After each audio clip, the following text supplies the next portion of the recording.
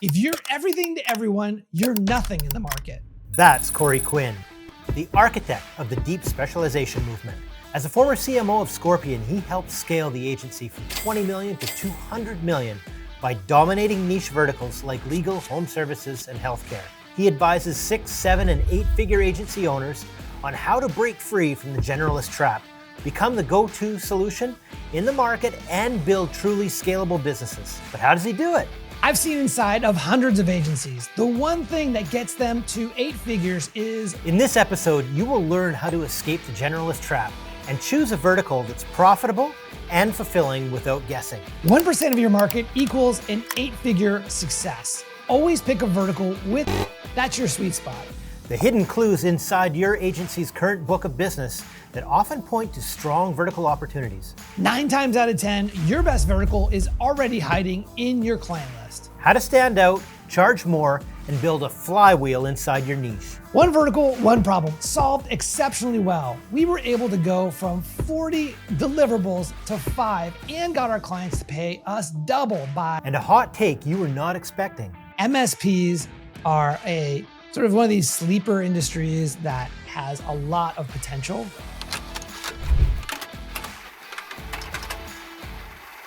Hey, well, just as a level set to get things going, what are you seeing that marketing agencies are struggling with? Yeah. In today's day and age, what's causing it, and what do you think that they're getting wrong?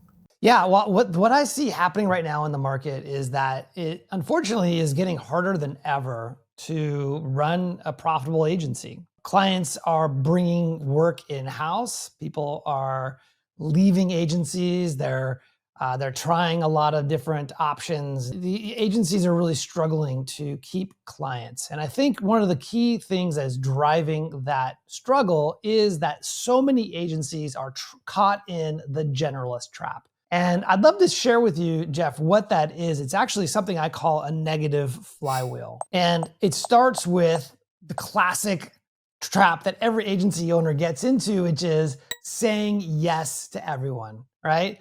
Typical agency owner, you get started, you invite your friends, colleagues, neighbors, alumni to become clients. And of course, as you're getting started, you say yes to everyone. And because as a new agency founder, you want to really build this agency, you want it to be successful.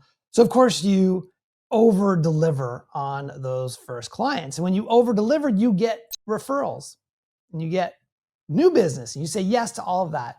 And all of that's wonderful. You get into business, maybe you hire an employee or two, and you really start to get the revenue going, maybe the MRR above 10,000, above 20,000. You got a great business. But then you lift your head up and you realize that you built a business that is full of context switching, okay? What that means is maybe today you're building a website for a dentist. Tomorrow you're doing an SEO strategy for an attorney. And maybe the next day you're doing an e-commerce strategy for a manufacturing firm, right? And the challenge there, of course, is that you're building a business where every single new client that comes in the door, your team and yourself, you have to learn their business, you have to learn their industry. And that causes a lot of operational inefficiency. What that means in plain terms is that you have no real processes. Sure, you may have written up SOPs and documented your processes, but the reality is that those sit in a drawer and they are collecting dust because nobody is using them because frankly, they're just not useful, right? And of course, when you build a business that's full of context switching, no real processes, everything's bespoke, you're making it up as you go, you're doing the best you can, you build a business that's full of bottlenecks. And there is one person in the business, I'm gonna ask you to guess who this might be, one person in the business who is the bottleneck. The biggest bottleneck is who? Right at the top. Right, at the top, the founder, because they're the only person in the business who knows exactly everything that was sold and who was sold to and what was promised. And everyone else in the team is just trying to stay heads down and getting things done. Of course, when that happens, you get things like scope creep. And the product that you end up building is, unfortunately, over time becomes, let's call it average or mediocre. And when you build an average or mediocre product, you begin to be perceived by your clients as a commodity. And of course, commodities get traded up. Your clients can think, well, this agency, they're nice, but the results are not that outstanding. We're paying a lot of money. Maybe we can find this same service somewhere else, maybe for less expensive, or maybe we could find a specialist, someone who really understands us. And of course, that leads to clients leaving. And when clients leave, that puts you in a position as a founder, as an owner with employees and a mortgage and trying to get kids through college. Guess what happens next? You have to chase revenue. And that brings you back to the beginning of the cycle where you say yes to everyone. Right? You have to just, whatever comes to the door, let's go. Let's say yes. And so that repeats the cycle. It's what I call a negative flywheel. It's called the Generalist Trap. And it leads to bottlenecks, burnout, and it is truly a race to the bottom. Corey, as you're narrating this, I'm sitting back and saying, I've seen this movie. So you've worked with hundreds of agencies to help them find, their ideal vertical. And talk us through how do you start? What are some of the patterns that you look for that separate, a great vertical from, a poor one? Fantastic question. And I'll tell you a story about a woman named Nicole and how she struggled with this. And I think maybe some of your listeners will relate to this. So Nicole, she runs a service-based business. It's actually not an agency. It is an accounting firm, but the lessons here apply. So a couple years ago, she bought into this idea of niching down, having a vertical approach. And so she decided to specialize her accounting firm in wealth management companies, right? So she did things like started going to their conferences, started writing content for the wealth management industry, started speaking from their stages, networking, doing all these great things. And she began to build her positioning and her reputation in that market. And it was working. However, she realized that the wealth management industry was too small. There wasn't enough businesses that she could potentially work with in the wealth management industry to justify only working in that industry. And so she decided, okay, well, this isn't going to work for me. So I'm going to try and find another industry or another vertical market to specialize in. So she actually specialized next in agencies. And so what did she do? She started going to the conferences. She started writing content. She started speaking from their stages and networking and began to build a reputation as an accounting firm for agencies. And then she realized that although there are a lot of agencies in the world, especially in the United States and North America, they're just not her people, right? It just was not the right fit for her. And so when I was speaking with her, it was at the end of this cycle where she had spent all this time building a reputation and momentum in wealth management, and then pivoted to agencies. And then she's on a call with me because she was frustrated because she felt like she'd spent all these years and all this effort in niching down and taking a vertical approach, but she was at square one. And I think that this is an example of where many agencies, maybe they dip their toe in the water, they try a lot of different things, but they always end up kind of frustrated and starting over. So what I teach in the work that I do with agencies who genuinely want to achieve and have the benefits of a vertical specialization, which of course is scale and amazing profits, is to do three things. The first thing that the agency must do is to harvest the wisdom that exists within the agency. We just talked about it, Jeff, where if you've been in business for 3 to 5 years, you've done a lot of work for a lot of different types of clients. And maybe you've dabbled in the types of things that you do. Maybe it was websites or SEO or social media. You've probably done a lot of things. What you want to do is you want to harvest the wisdom that exists in your business. And so some of the things you could do to uncover that wisdom is to look at your book of business, both current and previous clients, and group your clients based on the vertical market. So put all your dentists in one group, put all your doctors or whatever that looks like for your agency. And you want to look at some of the numbers, right? Like things like what's the average revenue per client per vertical? What is the average retention, profit? Where do we get our referrals from? Okay. So you want to run kind of a quantitative analysis and try and understand where are the trends? What does this data tell me? You also want to go into your business and talk to people. If you have a sales team, you want to ask them things like, who do you like selling to? Who do you find is the easiest to sell to? By the way, salespeople love selling to people who say yes. So there is some level of product market fit there. So you want to use that as information. You also want to ask your client success team, the people who manage your clients on a day-to-day basis. Guess what kind of clients they like the most? Happy clients. So you want to uncover that data as well. So that's really step one. I have a system, a process called the Focus Finder process to help with that. The second step, which is probably the step that most people miss, Jeff, is you got to give a damn about the vertical market. If you want longevity, you got to give a damn. It's got to be interesting to you, right? At some level. So let me give you an example. This is probably an example of someone who went all the way in. This is an agency owner. His name is Luke Egebrotten. He runs an agency called Phaser Marketing. And Phaser targets the construction industry. And if you know the construction industry, you know that there is what Mike Rowe, the old Dirty Jobs host, says that there is a 5-2 problem in the construction industry. You're probably feeling it up there, up north, where you guys are, where there is an expanding demand for construction services. However, for every 5 people who retire from the construction industry or blue collar work, only 2 are coming in. So there's this kind of widening gap. And so what does Luke do, who again focuses on this industry? Of course, he builds websites, he does PPC campaigns. Sure, he'll even help his clients to run ads to find employees. But because he is dedicated to this vertical market, he has a lot of empathy. He cares about the people in this industry. He goes the extra mile. And so what he has done successfully is he has not only done all these things, but he has also started a nonprofit. He also hosts an annual gala where he raises a ton of money. It's a black tie event, with the at the nice hotel, and he brings a lot of people together, raises a lot of money in order to fund raising awareness of careers in the trades. He also gives away one of these big paper checks to a kid who is graduating from high school and going into the trades instead of college. And so he speaks from stages, he writes books, he does all of these things to help raise the awareness. And he does that because he is not really part of the marketing industry. He is truly a part of the construction industry. He has joined that industry.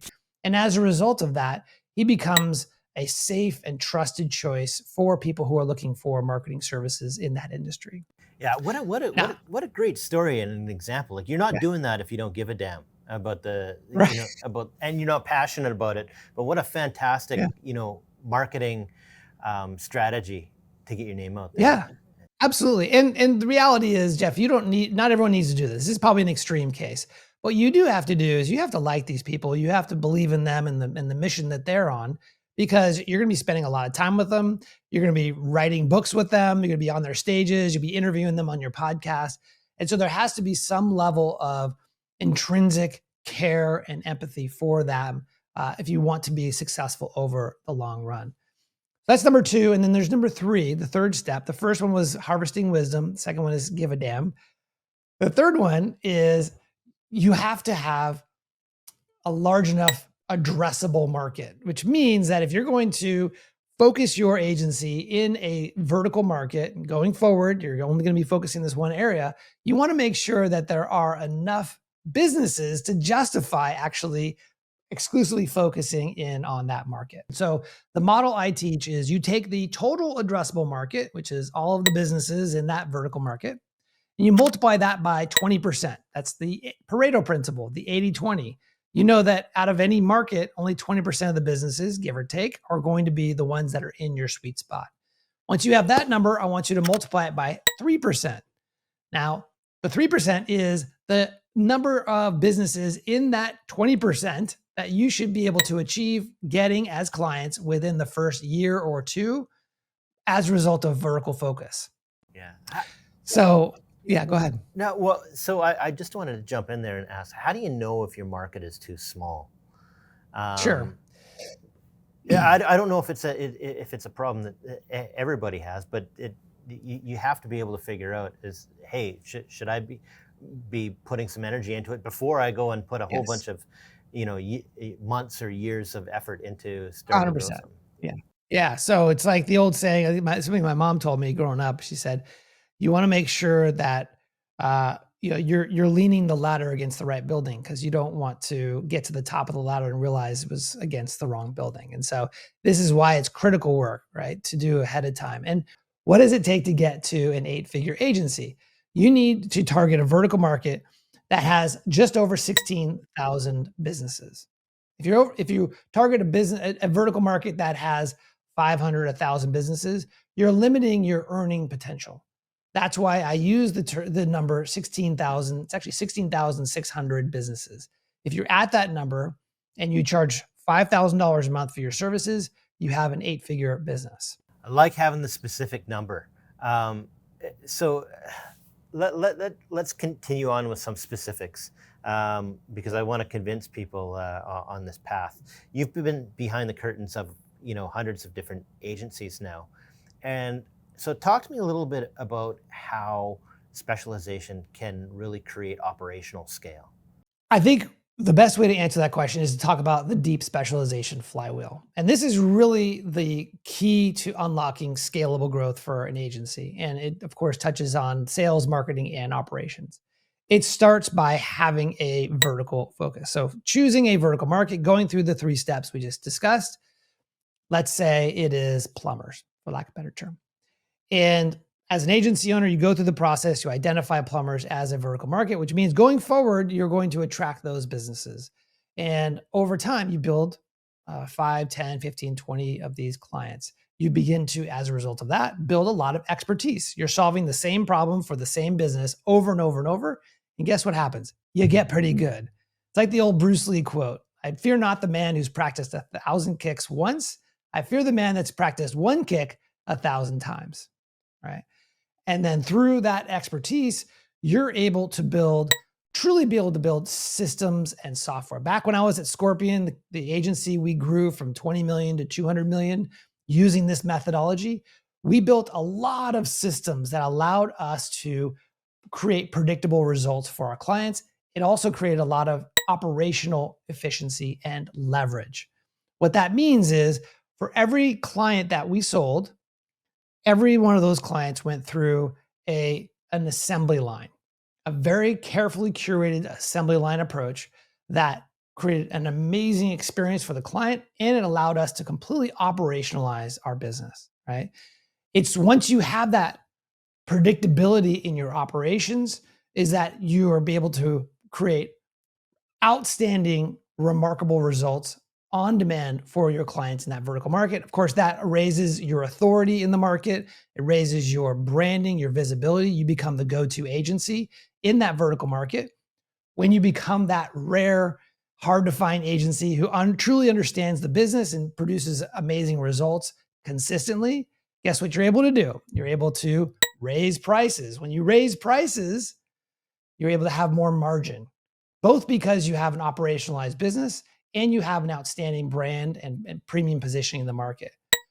This last step, which is the last step in this flywheel we're just talking about, is you want to take that margin, that extra revenue, and you want to reinvest it back into that vertical market. So I'll give you an example to kind of bring this to life for folks. At Scorpion, my last agency, we targeted personal injury attorneys. And these attorneys would hire us for $10,000, $20,000, $30,000 a month, and they would stay with us for 30 months. The next closest generalist agency was selling those same attorneys a $2,000 package, and they would lose them in 12 months. So if you took a step back and you look at the economics of those two different, let's call it clients, one is $300,000 for Scorpion, the other one's $24,000 for our competitors.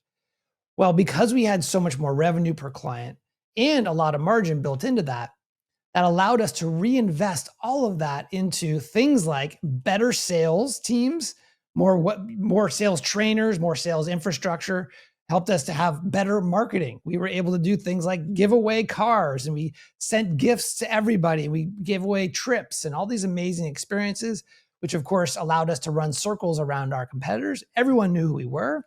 And it also allows us to improve our operations. It allows us to build out better systems for onboarding and ongoing marketing support.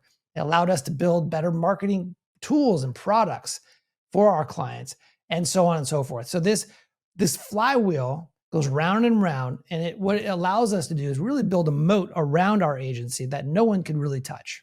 I want to double click on that point about margin growth. Building a software as a service company like we have at Vendasta, I know firsthand how important it is to grow margin over time, and how important the margin growth is for scaling your organization. And so when you get to that size that you truly need to scale, so important. I think you did a great job of explaining exactly why it's important and what you invested in and what it allowed you to do. Yeah. I just wanted to ask, what does this look like on the ground? So if you're working with an agency, or you own an agency that's specializing with a particular vertical, say dentists or roofers, Yeah. how do you start retooling the delivery of the solutions? Yeah. Especially if you come into an agency or you own an agency that's been providing services, and a lot of them been one-off type, specializations. Yeah. Where do you start? It's funny. I laugh because it's so true. So, interestingly, the most impactful area to start in the business is actually in the sales process, and here's why. The challenge that a generalist agency, or let's call it a semi-specialized agency, has is that the sales are all founder dependent. Usually, you have a founder that is the hustler, the one that's out there in front, is the one networking, or you're dependent on Facebook leads or things like of that nature.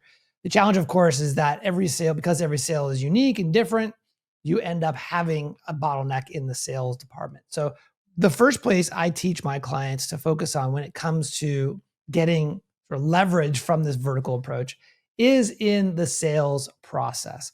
Now, I teach something that's called the 6-slide trust multiplier. The reality is that when you are new in a vertical market and you're trying to convince people in that new vertical market that you are an expert, you're going to get people who have a lot of resistance going into that sales call. And what you want to do is you want to get them to trust you, that you understand them, you understand their problems, you've solved it for other people.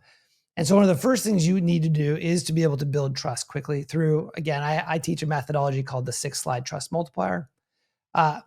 And secondarily, you want to take much more of a consultative sales approach. Many agencies today have a menu type or approach to their pricing, where it's a good, better, best. Challenge with that is that it does not position you as an expert. So the best way to differentiate yourself, escape yourself from the sales process as the founder, is to find a way to build trust in the first 10 minutes, and then to have much more of a consultative sale, where you're asking questions about their current situation, their desired situation, their obstacles to getting their goals, and then what is the cost of inaction? What happens if they don't change? Doing so separates you from all of your competition, who is much more of a transactional sale, and is through specialization you're able to do that much more effectively. At the beginning of the episode, you said something that struck me. You said context switching kills. And Yes. So if you're an agency and you've decided to focus on a particular vertical, what are the first set of systems or deliverables that you need to productize? So the way I would approach this is that I would form what I call a tiger team. Now, in any agency, if you have your team that's managing the sort of the generalist pool of clients, and there's a lot of all this context switching, adding in, let's call it higher ticket specialized clients, is going to just create exponentially more chaos in your agency. So where possible, what you want to do is you want to carve out some resources that are dedicated to this new vertical market. And ideally, they're not pulled into the everyday clients. As a result of that focus and the fact that they're separated from the rest of the clients, they're only focused on let's call it the high ticket specialized clients. They're going to be able to benefit from having clarity into what systems need to be created, what onboarding processes need to be, and what insights that market wants. Again, helping you to build a better product and a better positioning. Yeah. You've worked with so many different agencies. Is there one that jumps out at you that like has really nailed this or done a really, really good job of it? So it's great. It's a great question. One of my favorite clients, all my clients are my favorites, but one that I've been working with very closely over the last, let's call it 6 months, is an e-commerce focused agency. And they've built a great brand for themselves. They have really a fantastic podcast, and that is listened to by literally tens of thousands of people every episode. And as a result of that, they get all these inbounds, right? They get all these inquiries. And as a result of that, they have built this generalist business. Well, they were struggling with the things we talked about in the generalist trap. They had client churn, they had a lot of context switching. And so through the work we did, we identified a vertical market, which happens to be premium D2C beauty brands. And as a result of choosing that vertical, we optimized their sales, their marketing process, and their positioning. And now they're closing big 6-figure deals on a weekly basis because they now have clarity on who they're targeting. Their messaging is specifically targeting them. And by the way, their team loves this focus because they believe that they can win and they believe that they can finally have repetitive, process-driven agency versus kind of the scatter shot what they've been used to. Well, I couldn't have a conversation without asking about AI at some point. And so I wanted to ask you what role that you see AI playing most importantly right now in automating agency workflows. One of the best ways agencies can use AI when it comes to trying to find scale is when they are specialized. They have the benefit of having a very specific context window. We all know that AI works great with really good context. What agencies should be doing is be taking the knowledge of a vertical market, who their buyers are, their clients are, what they care about, what the psychology of their buying is, where they buy from, and being able to instruct the AI to produce amazing content, campaigns, ads, all the things that an agency wants, improve at the vertical level when you're leveraging AI. Well, that is a great note to put an exclamation mark on. I want to ask you a question that I want a one-word answer for. What vertical market do you think is a gold mine that is maybe something that someone would either a market that's underserved right now or something that a lot of people would think is boring and they don't necessarily pay attention to? You know, it's funny, Jeff. The boring businesses are the good businesses, right? So one that I had no idea even existed until fairly recently is something that's called an MSP. It's a managed service provider. And these are companies that provide IT services for small businesses. And it turns out there's tens of thousands of these all over the United States and North America. And as a result of there being a lot of them, there is an opportunity for an agency to step in there and help them to grow. In fact, there are a couple of amazing agencies already doing this. Doesn't mean there's not room for more opportunity here, but MSPs are a sort of one of these sleeper industries that has a lot of potential, and it could be really interesting for agency owners to look at. It's interesting. You and I haven't talked about this before, and it was a question that our producer put, into the mix here. But it's something that I totally agree with. By the way, we're seeing an explosion of interest from the MSP space, and that they have real needs that need solving. Yeah, and they've got budget, which is also important. I wanted to ask you if you wanted to leave the audience with one final thought. What do you want to leave our audience with here? I think the hardest thing an agency owner has to do if they really want to get to that 7-8 figure mark is to find a way to stop saying yes to everyone. And saying no goes against every fiber in our bodies in some respects because we want to be successful. We want to follow the dollars. But in some respects, especially in the context of what we talked about today, what got you here is not going to get you there. So one of the best things you could do for your business, your employees, your family, and yourself and your sanity is to specialize in a vertical market and become dedicated to being the best at solving their profound problems.